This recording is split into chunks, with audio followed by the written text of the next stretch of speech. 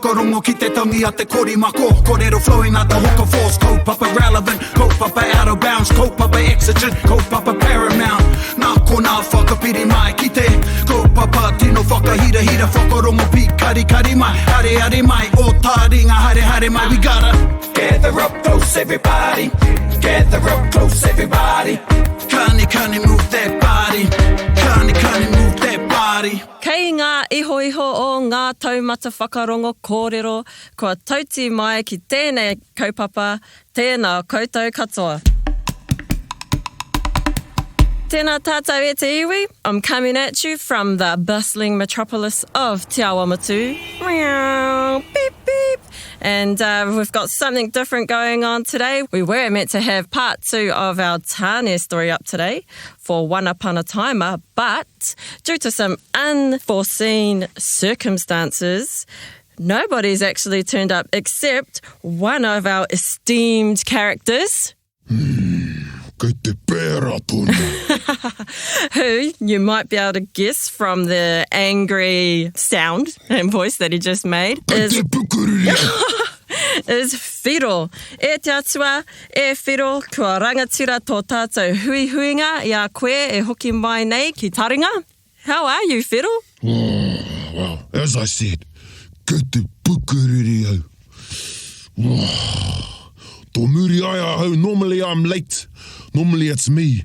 Engari, I turn up, no one's here. Oh no, I hate it when that happens. You know what? That fella Tāne, he said he's gone to Norway. Where even is Norway? Probably some mystical island off the coast of Hawaii, because he bloomin' discovers everything and then all us fellas are left in the dark. Oh no, sounds like a bit of sibling jealousy going on maybe. So, just maybe. He's the man. Thinks he's the man. Who's actually the eldest out of you and Tāne? I'm older than him. You know what? Maybe he's got a bit of younger sibling, younger child syndrome, bit of a complex because he thinks he needs to be tough because he looks up to me because he knows I'm tougher than him. So in part 1 of the story, not just Tāne, but you and your brothers were actually having a bit of a whawhai, bit of a fight over who got to go up to the heavens. Oi. And he was chosen. Tāne was chosen. Yeah, how do you feel about that? Oh. Well, how do you think I feel? It should have been me. I tried to race them, and I was on my way up the hill. And that tāwhiri mātea, he kept blowing me back with his winds. Oh, no. I myself am the mātāmu of my family, but I can't say I've had any big battles like that with any of my siblings. Well, count yourself lucky. Just to cheer you up a little bit, Whiro, we've got a little job for you. We are going to let you introduce the kiwaha of the week. Oh, where? Have you got any ideas? Well, one of my favourite kiwaha. I used it earlier. Kei te pēra tonu. Ah, yes, that's a goodie. Do you want to explain what it means? Well, when I use kei te pēra tonu, I'm basically saying, as usual, same old. Ah, yeah. Same, you know what, different day. Right. If I was having a sort of average day and someone asked me, kei te pēhea koe? For example, e hoa, kei te pēhea koe?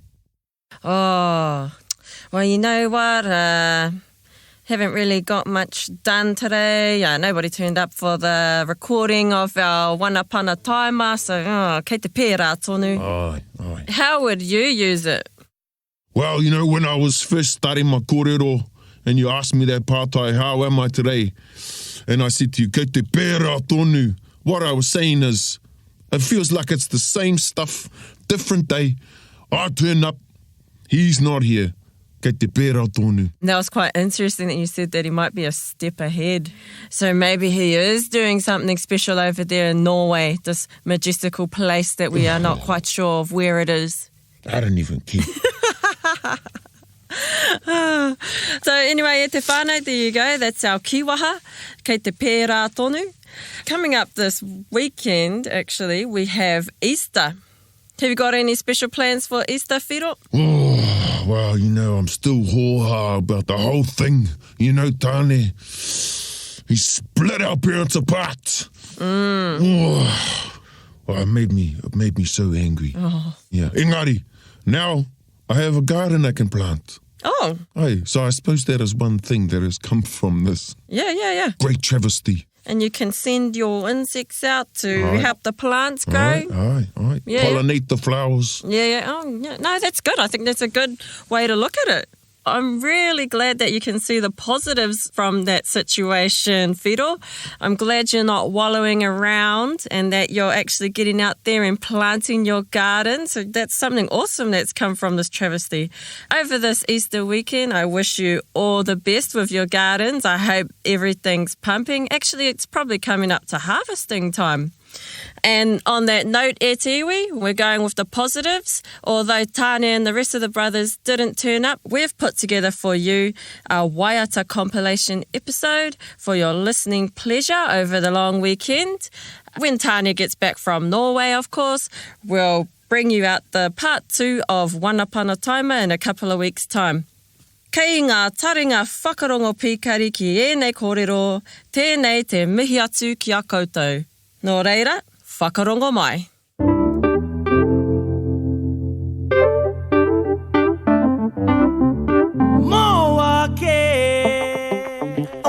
Ko te mahi tuatahi me mihi ki a rangi nui te atua o te Aotea. A whakamihi atu ki Papatuanuku, te whae a te whenua, te one tapu. Karo te moi, karo te hono me te piri. Ka whānau a rāua tamariki. Ko tāne nāna i toko toko i ona mātua. Kia we he ake, yeah. Ake, ake, ake, ake, ake, ake, yeah, yeah. O ake, ake, yeah. Ake, ake, Ake, yeah. ake, ake, Ake, yeah. ake, ake, yeah. Ka mihi kia rongo mātāne, ko te kumarape tino. Kia koe, hoi tike tike, a whakatupu ake, te aruhe.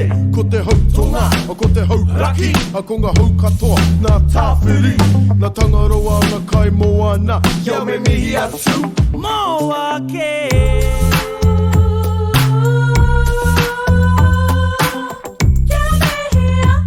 Me mihi atu, ka tika.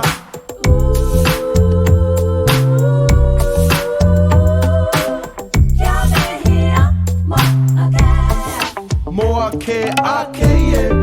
Ake, ake, ake, ake,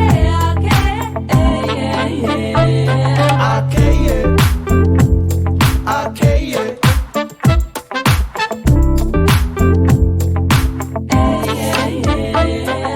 Longo tolu ki ora ni nui, me papa tolu ku kaputa mata, ki te whaia, ki tā mala mai. A te atu pato, whira, te tupua. Nana i hora, ngā tini aitua. Wai kai e whāti mai rā, te moana nui a kiwa. A ko ngā mātua o te hunga marama, ko uri te nganga nāra o ka hine turama. Ruo moko, e rua nai. Ki raro whenua mo ake, ake, yeah. Ake, ake, ake, ake, ake, yeah. Ake, yeah. Ake, Ake, yeah. ake, Ake, yeah.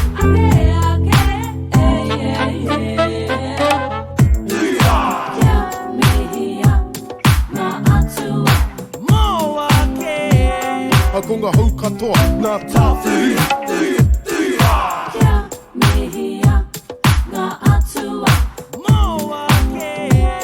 A te atu pato, te tupua. Kia koe, honi e tike tike, a whakatupu ake, te aruhe.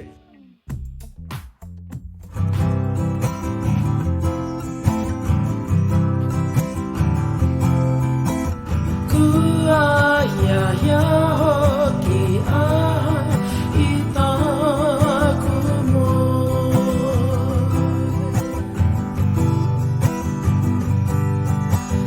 E re,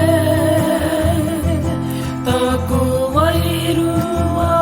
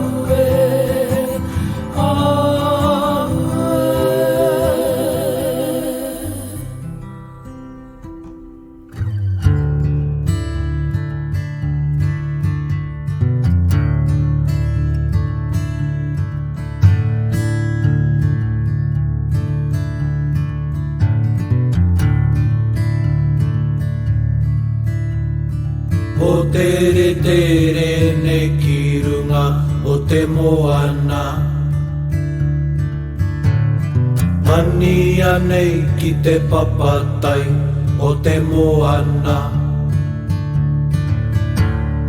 Ka hora nei ki te moenga o Tangaroa. Ka koto wharoro o moe moea. Ka koto wharoro o moe moea.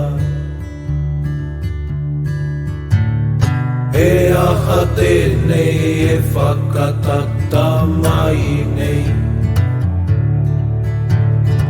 E ripi haere nei ki ngā ngaru o te moana. E papahu e kaue mai nei I ahine moana e. Ka koto wharoro o moe moea. Ka koto wharoro o moe moea. E ruku nei ki raro o te moana. Ki te whare toka rimu rimu o ngā tai e. Ka hora nei ki te moenga o hine moana e. Ka koto wharoro o moe moea.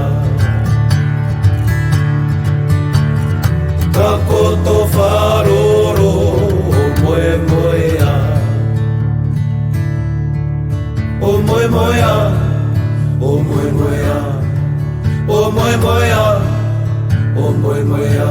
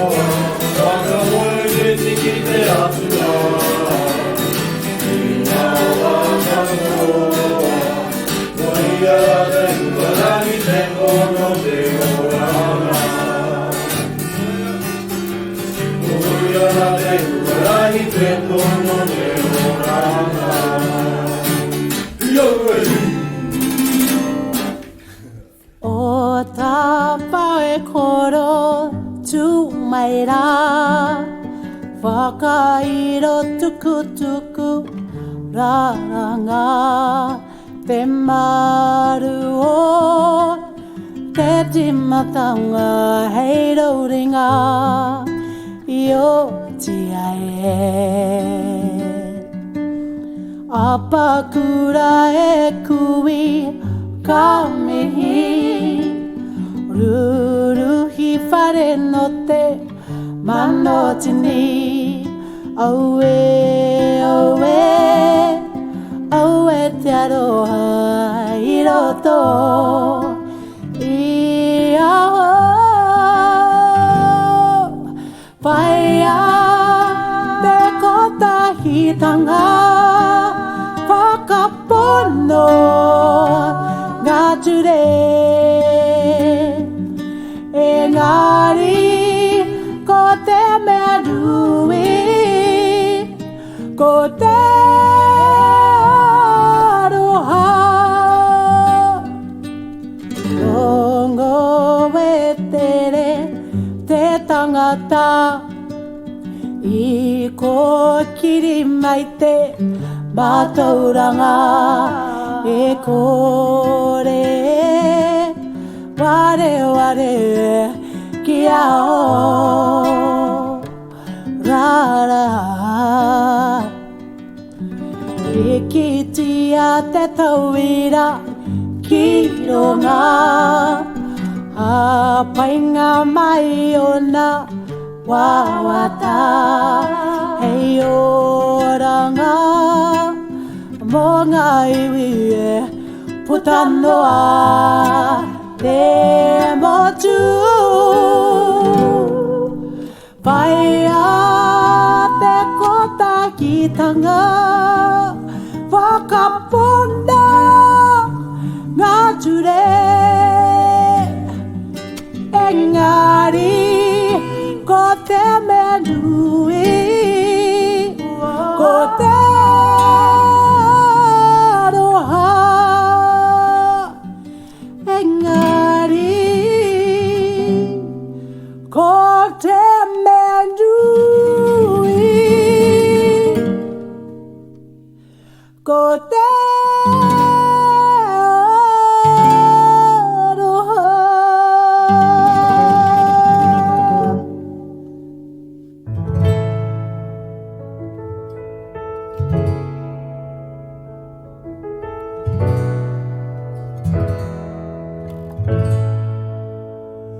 Kia rangatira te tū Anga tamariki moko puna Kia rangatira te tū Anga tamariki moko puna Ngā ura o te wananga Ngā ture te whakapono Ngā ura o te wananga Ko tahi tangaroha Kia rangatira te tū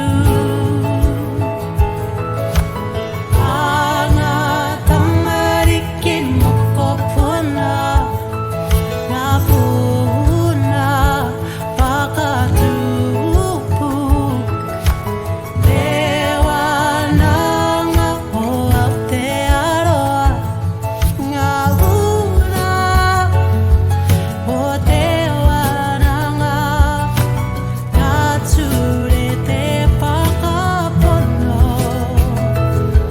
Ngā ura o te waranga Ko tahi tangaroha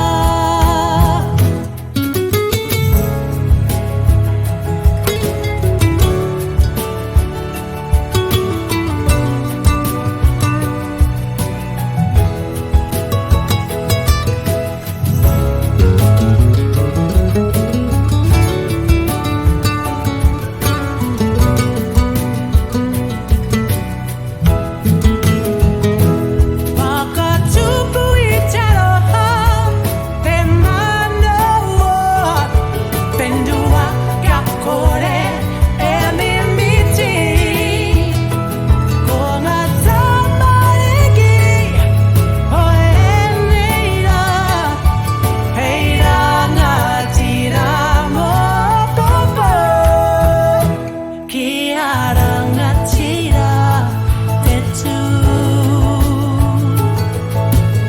Anga tamariki moko puna Kia rangatira te tū Anga tamariki moko puna Gather up close, everybody.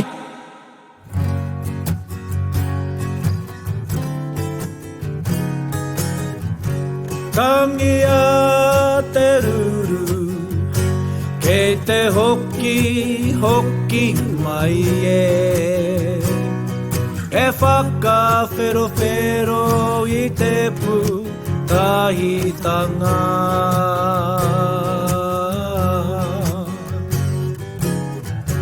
Naku nei ra koe I tuku kia haere Te rapuriti ai ho Nui raua te aroha e Te hokinga mai Tēnā koutou Tangi ana te ngakau I te aroha Tutonura te mana te ihi O ngā tupuna kua wehe atura Mauri a mai te mauri tangata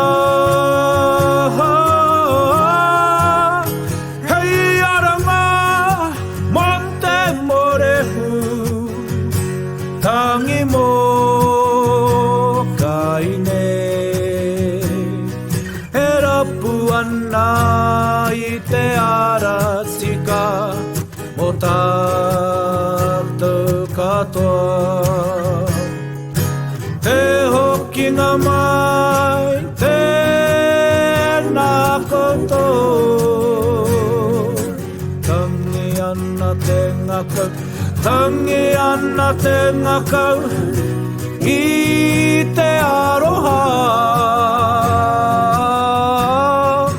Tutonura te mana te ihi O ngā tupuna kua wehe atura Mauri a mai te mauri tangata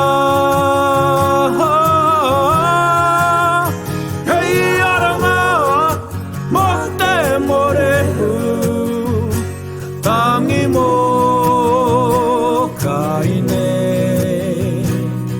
E rapu ana I te ara tika Mo tātou katoa Te hokinga mai Te hokinga mai Tu tangata tonu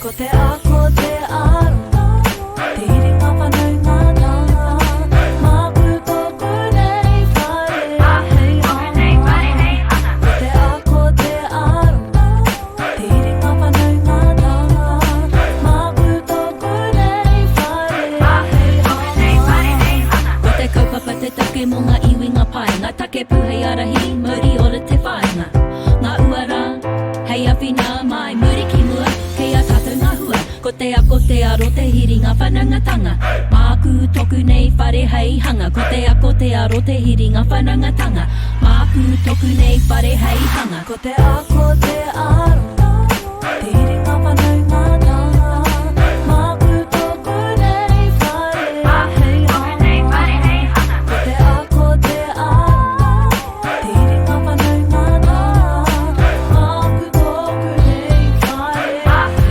nei whare Old wisdom in a new time Matua Ma had it right in the first place It's a new idea and we can know it Let's rock the house, stake out the third space I'm starting with the man in the mirror Gonna make a difference, gonna take a chance You and I contribute to each other So we affirm, develop and enhance Ko te a, ko te aro Te hiri ngā whanau ngā tanga Māku tōku nei whare Hei ana Ko te a, ko te aro Te hiri ngā whanau ngā tanga Māku tōku nei whare We're bringing power to the people What's your flavor? Bring your best awesome ako experience to the motu It's our recipe for success. I keep my eye. Everybody say I keep my eye. Ko te aro te heringa whanangatanga. Māpu toku nei whare hei hanga. Ko te aro te heringa whanangatanga. Māpu toku nei whare hei hanga.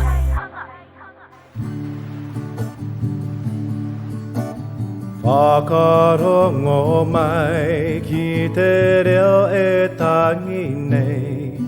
E ringi hia mai ana, mai aku ka mo, ngā roe mātai. Whiti mai te rā, ngā ro ana te mamai, ngā ro noa te pōuri, kaua e mauriri, anei anō he rā. Maranga mai e te iwi, o ngā hapu ngā puhi, ki a mau, ki a u, ki a pu,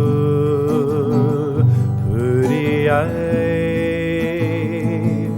ki ngā akoranga nui.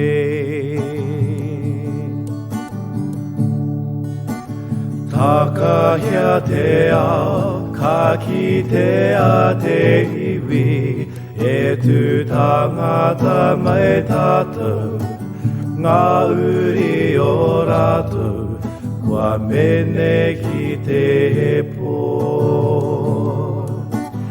Tēnei te mihi ki ngā kai a whina e, ki ngā whaianga matua, anei rā ko ngā hua, e puawe ana mai. Maranga mai e te iwi, o ngā hapu ngā puhi, ki a mau, ki a u, ki a pu, puri ai, ki ngā akoranga nui. Maranga mai e te iwi, o ngā hapu ngā puhi, ki a mau, ki a u, ki a pu, puri ai, ki ngā akoranga nui. Maranga mai, maranga mai, maranga mai, maranga mai, maranga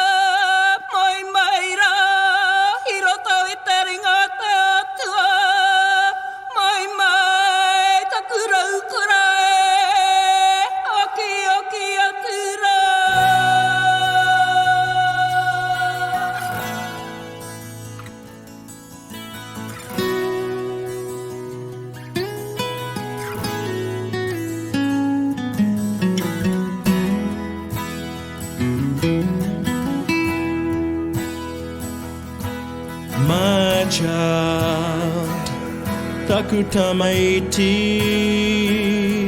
will you grace this land?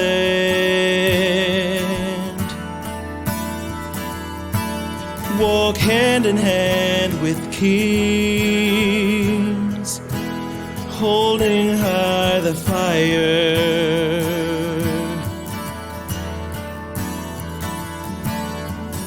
Come as you intend to be for the rest of your life.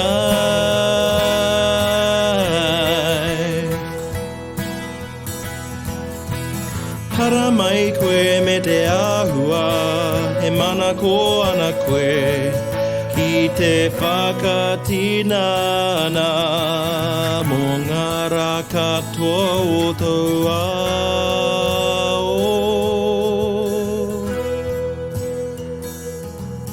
Ngā uara,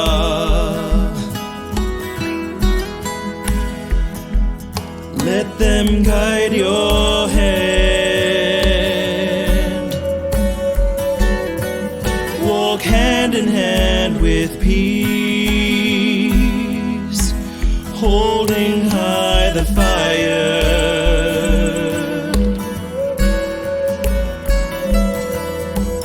Come as you intend to be for the rest of your life.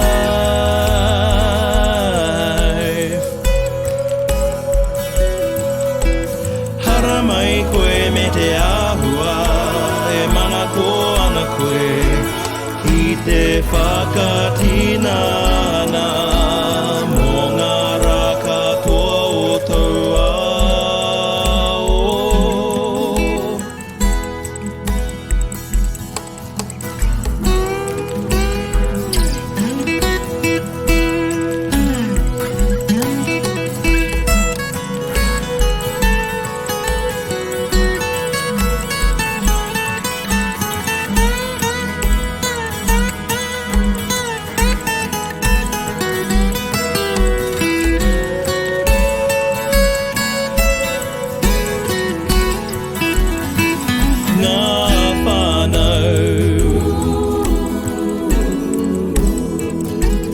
Now your future lies in learning from the past, holding high the fire.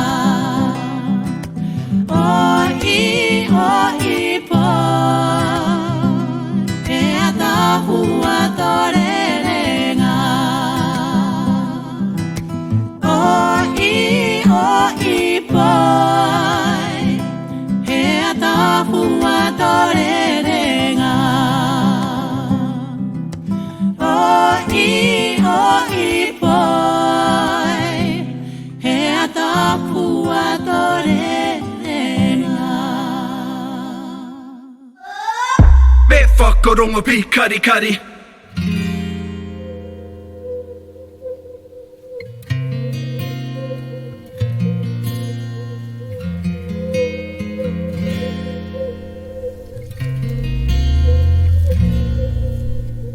Tēnei rā te huri e tiri ai hoki te one e tutu ana i te hau nāna i kawe ake ki te huinga tamariki o tā whiri horo huri.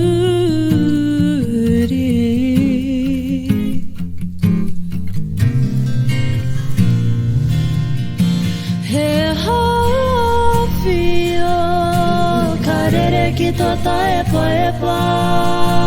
He hawhio ka rere ki te ara mātauranga e.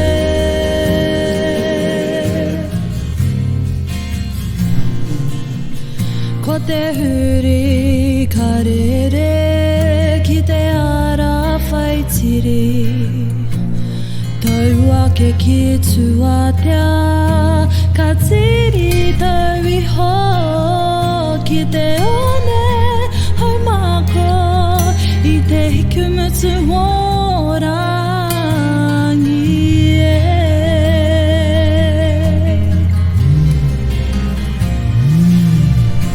He hawhio ka rere ki tō taepa epa.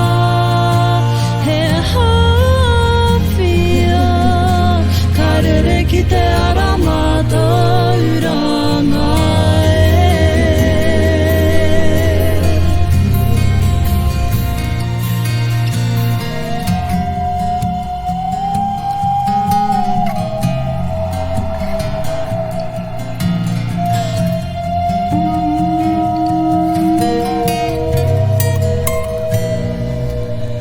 Ko te huri ka rere ki te tiri tau ake ki tuatea ka tiri tau iho ki te one haumako i te hikumutu morangi e.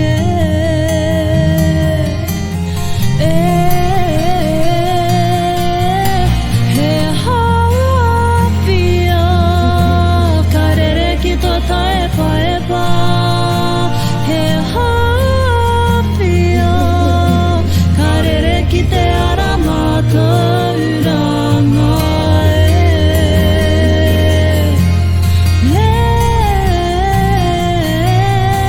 He hawhio he hawhio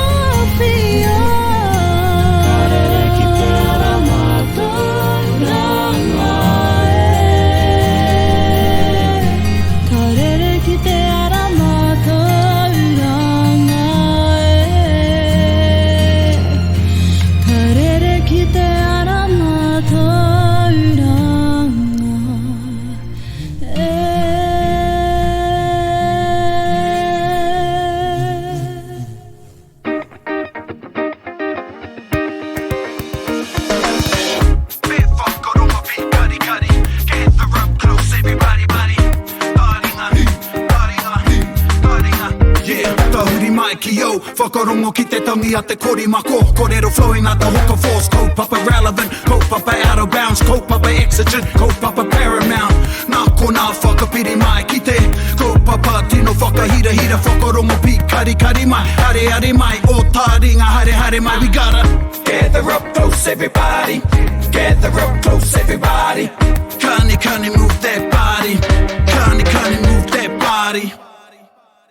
Taringa, he mea tuku nā te wānanga o Aotearoa.